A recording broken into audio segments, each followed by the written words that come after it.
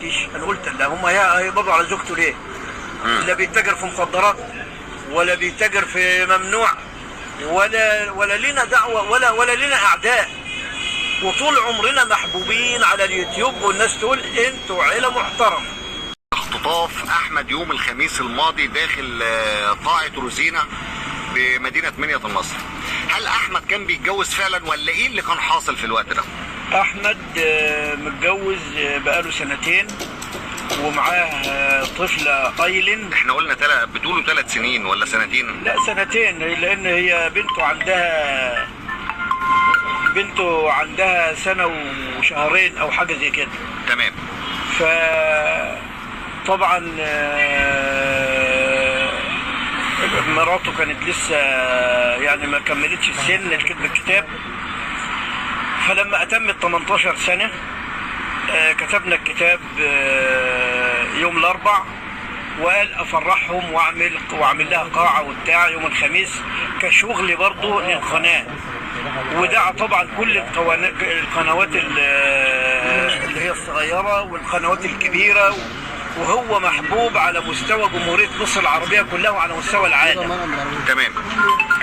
خد بالك؟ فهو محبوب يعني يعني كان اللي عايز يشوف احمد كان يجي القاعة ويشوف الجمهور اللي حضر له شكله ايه، والناس اللي حضروا معاه شكلهم ايه، وجاي له ناس من الكويت، جاي له ناس من نعم. احنا بس ما عدناش عايزين نقول حاجة غير ان احنا بنعمل شغلنا، وان احنا ما اذناش حد، وان ده شغل يا جماعة. احنا انت حضرتك اخته الكبيرة؟ انا اختي الصغيرة. الصغيرة. تمام. مملكة احمد وشيماء. تمام. انتوا حبتونا بالمقالب، وحبتونا بالتحديات، وحبتونا بالروتينات، وحبتونا يعني بطبيعتنا. انتوا قلتوا لنا احنا حبيناكم بطبيعتنا، وانتوا عارفين ان قناه جمهوريه احمد وامل بالذات مبنيه عن المقالب، وانتوا مش تايهين عن شقاوة احمد وهزاروا معانا ومعاكم، وبتبقوا مبسوطين وكلنا بنضحك وكلنا بهزار وكلكم بتحبوه على كده. احمد لما عمل مقلب ما اذاش حد، ولا حد عند القاعه اتاذى، ولا حد اتعور، ولا حد جرى حتى وراه. ايه اللي حصل عند القاعة بالظبط وازاي تم المقلب ده؟ هو كل الحكايه انه عادي حب انه يعمل مقلب فينا زي ما هو دايما بمقلبنا، واتفقوا واصحابه علينا وما اعرفش ايه. ده كل الحكايه انه عامل مقلب، احنا ما نعرفش ان في تصريح وما اعرفش ايه. هو ما احنا لو دايما نعرف ان في تصريح، لو نرجع بقى للحاج ثواني وارجع ليكي لو تاني. نعرف إن في عرفني. طب ثواني يا حاج، يعني عرفني. بستأذنك بس. اتفضلي. بس ما توصلش ان يعني بنناشد كل المسؤولين وبنقول لهم ان احمد كان بيهزر. احمد ما كانش يقصد ولا يقصد يضر حد، وهو ما ضرش حد اصلا. هو ما ضرش حد، احمد ضر حد. امتى عرفتوا ان احمد مطلوب امنيا؟ انا اصلا كنت بخلص اوراق للمأذون، وجالي اتصال ان دخلوا البيت وخدوا وتم القبض على زوجته. تم القبض على زوجته. تمام. في الوقت ده انت عرفت احمد، قلت له يعني انا ما صدقتش. انا قلت لا هم هيقبضوا على زوجته ليه؟ لا بيتاجر في مخدرات ولا بيتاجر. تم اختطافه داخل العربية بالفعل. ايوه. فيعني احنا مش يعني بنناشد كل المسؤولين وبنقول لهم ان احمد كان بيهزر. احمد ما كانش يقصد ولا يقصد يضر حد، وهو ما ضرش حد اصلا. هو ما ضرش حد، احمد ضر حد. امتى عرفتوا ان احمد مطلوب امنيا؟ انا اصلا كنت بخلص اوراق للمأذون. يعني بعد انتشار فيديو العريس ده، يعني حضرتك مش شايف ان هو اثار بلبله ورعب داخل الاوساط وداخل المجتمع المصري، وقت ما عريس يتخطف من عروسته اثناء زفافه، اثناء حفل زفافه. الفيديو ظهر كده، ما ظهرش في الاول ان هو تمثيلي خالص. اولا احمد ما كانش يقصد خالص ان الموضوع يوصل لكده، واحمد كان بيهزر، واحمد ده محتوى قناته ان هي مقالب وتحديات وحاجات كده يعني مثلا ناس تضرب نار قدام القاعة، حد اتأذى؟ احمد ما عملش حاجة. حكيت يا بابا اللي احنا هو بصوا مهما اصلا نحكي احنا عارفين احنا على ايه، تمامنا ايه، ما عورناش حد، ما اذناش حد، ما فيش ضرب نار، ما فيش حد اتخطف اتأذى، ما فيش حد اتعور، ما فيش حد حصل له اي حاجة، هو حتى ما حدش بس في نقطة مهمة يا فندم، ما فيش حاجة اسمها ترعب الناس وما اعرفش ايه، ما حد. لا، هو الموضوع عمل رعب بالفعل في الوسط نظرا لاختطاف. قال ان احمد كان بيهزر في الوقت ده. الفيديو اللي اتعرض ده هل كان بيقول ان هو بيهزر؟ فيديو مقلب، ما فيش كام ساعة طلع قال يا جماعة. بعد كام ساعة احمد طلع وقال ان هو مقلب؟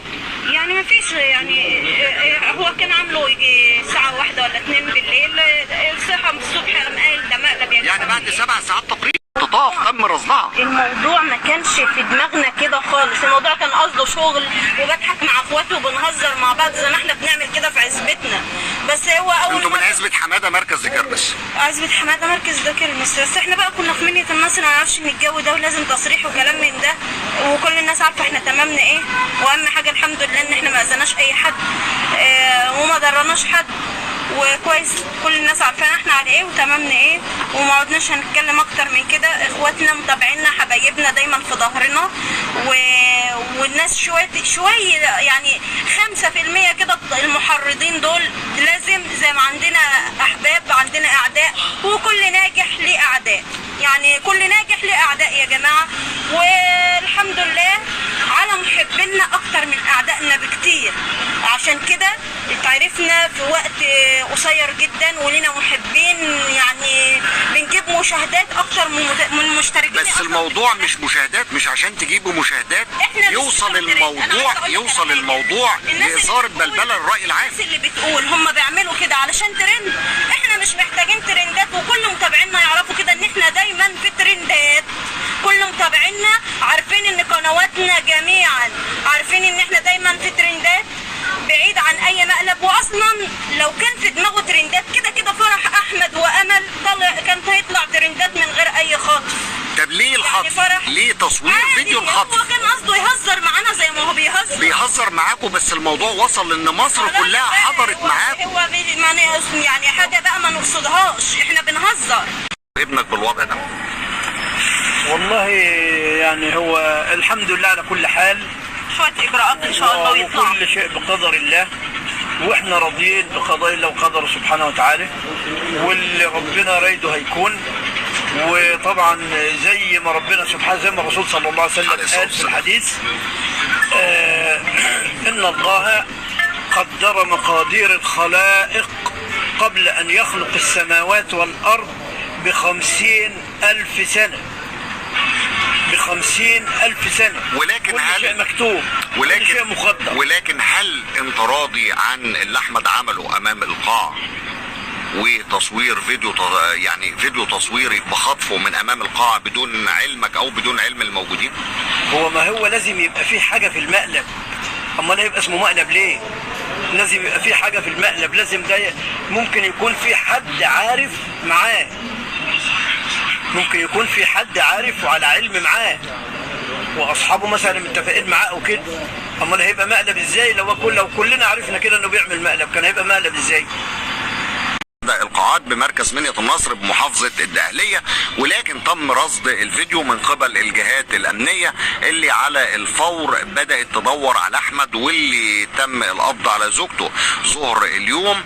وطبعا زي ما والده قال ان هو تم القبض عليه داخل إحدى الكمائن أثناء عودته من راس البر، تم ضبطه من على كمين كفر سعد، وهو اللي قال للشرطة المتواجدة في الكمين انا العريس المخطوف، انتوا مش عارفيني. فتم القبض عليه وتم الاتيان به الى مركز شرطة منية النصر هنا بمحافظة الدقهلية.